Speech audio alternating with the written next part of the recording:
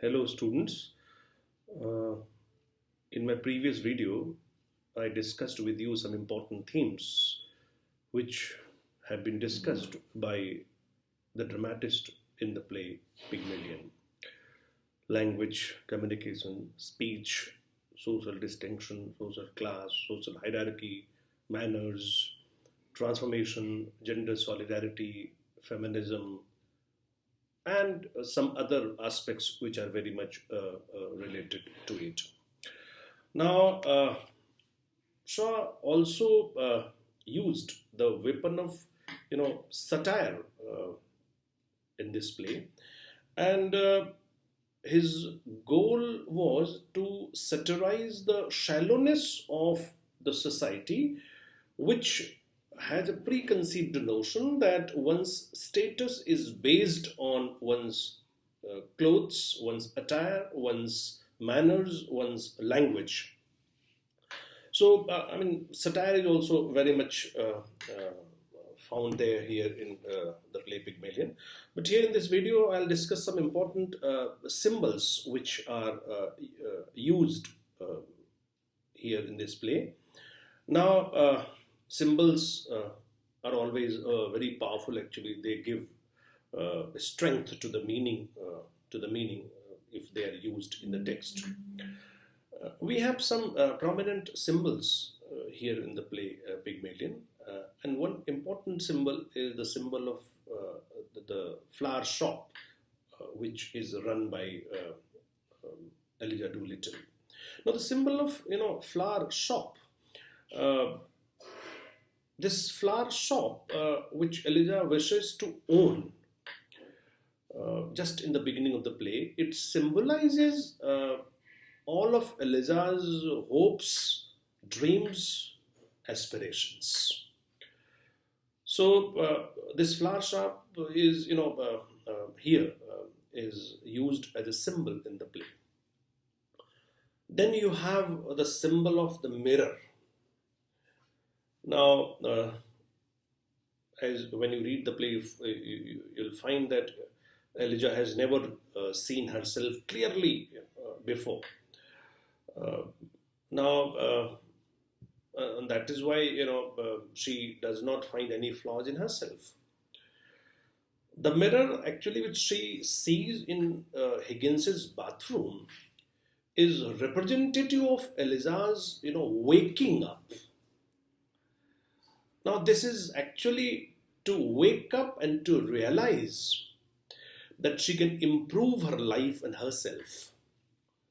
So actually, this is the picture of, or the symbol of mirror which the writer has used here in this play. Then we have clothing, dress. As I told you that, Shaw has used the weapon of satire also, and as far as this, the shallowness or the hypocrisy of the people, the society is concerned, as far as the dresses are concerned. So, clothing is again one important symbol.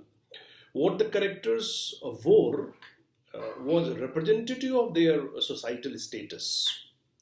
And we have one reference in the play, if you read it, the exchange of rags for fine dresses we have here in this play is symbolic of Elijah's societal transformation from a poor flower girl to an upper class woman. So we have this, symbol of, clothing. Then, if you remember that just in the beginning when Elijah was sent to bathroom by Professor Higgins, and Professor Higgins instructed his housekeeper to make her bath. So bathing, the bath again becomes a symbol. The bath that Elijah takes once Higgins and Pickering make their, bet. The context is that it represents Elijah washing herself of her past life and speech patterns. So, there's so many, symbols which G.V. Shaw has used in the play Pygmalion, as I have, just discussed. But when you read the text, there are it's quite difficult for me to explain the lines from the text. But while going through all the acts, all the five acts, you'll find out some important lines uh, in the play, and some lines which struck me, uh, that I would like to you know tell you, and you will just find out in your text, and you will try to understand. But the context is quite simple. The meaning is quite simple. Now, in Act One, there is a line. Uh, He's no right to take away my character. I hope if you, I repeat the line and you will guess the context. He's no right to take away my character. My character is the same to me as any lady's. Obviously, you will be able to find the context of the line. This is in Act 1. Elijah begins her constant striving with Higgins to maintain her own dignity and respect, even as a flower girl in Covent Garden. This is actually a very significant line. Now, then in the same act, Act 1, there is a line, a woman who utters such depressing and disgusting sounds has no right to be anywhere, no right to live. I hope you are able to get the context. A woman who utters such depressing and disgusting sounds has no right to be anywhere, no right to live. Remember that you are a human being with a soul and the divine gift of articulate speech. This is one of the important lines which you find in Act 1. And I think you'll be able to explain those lines, and you must have got the context of these lines, that Professor Higgins scolds Eliza for her animal-like Cockney dialect. And from time to time, he scolds her that her language is very poor. Dialect is a Cockney dialect, which is very rough and coarse. Now, then, let me come to the next line. Is she to have any wages? And what is to become of her when you have finished your teaching? You must look ahead a little. I hope you are able to catch the lines. Is she to have any wages? And what is to become of her when you have finished your teaching? You must look ahead a little. These lines are from Act 2. Mrs. Piercy, the housekeeper, tries to make Higgins be reasonable towards Elijah's future. But he only, you have studied it in the text, that he only thinks of her as an interesting experiment. But these are the lines which are spoken by Mrs. Piercy regarding the future of Elijah Doolittle. Now, next is, I have taken a sort of fancy to you, Governor, and if you want the girl, I'm not so set on having her back home again, but what I might be open to an arrangement. So, I mean, giving when the daughter is given and an agreement was made, I think you must have got the context that Alfred Doolittle sells his daughter Elijah to Higgins for £5. This is there, right, too. Now the next is, they all thought she was dead, but my father, he kept landing down her throat till she came to so sudden that she bit the bowl of the spoon. Act 3. Now, if you remember the context, that when Elijah was first introduced to polite company, she tells a very dicey story about her aunt in the slums in perfectly pronounced English, because by that time she was transforming herself. It confuses Ansford Hills that the English seems proper, but the content is quite vulgar. Because from inside she had the same kind of coarseness.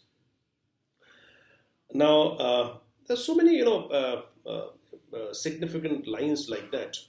In Act 4, there is a line: I sold flowers, I did not sell myself. Now you have made a lady of me, I'm not fit to sell anything else. Act 4. I think you are getting the context. Eliza is worried after she has been made into a lady. What will become of her? Higgins suggests she can get married or something. He does not understand her concern because he's finished with his part. So this was actually the concern of Eliza Doolittle. Now in Act 5, there's a line: I tell you, I have created this thing out of the squashed cabbage leaves of Covent Garden. I think this reference I've already given you. I tell you, I have created this thing out of the squashed cabbage leaves of Covent Garden, and now she pretends to play the fine lady with me. Again, I think you will be able to catch the context. Higgins takes credit for creating Elijah's character as a lady and yet does not take her seriously. So this is by Professor Higgins.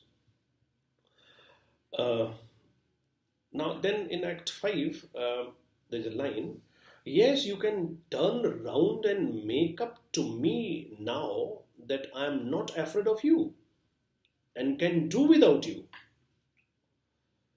If you have watched my videos thoroughly, seriously, with full concentration, then I think you'll be able to catch this line also.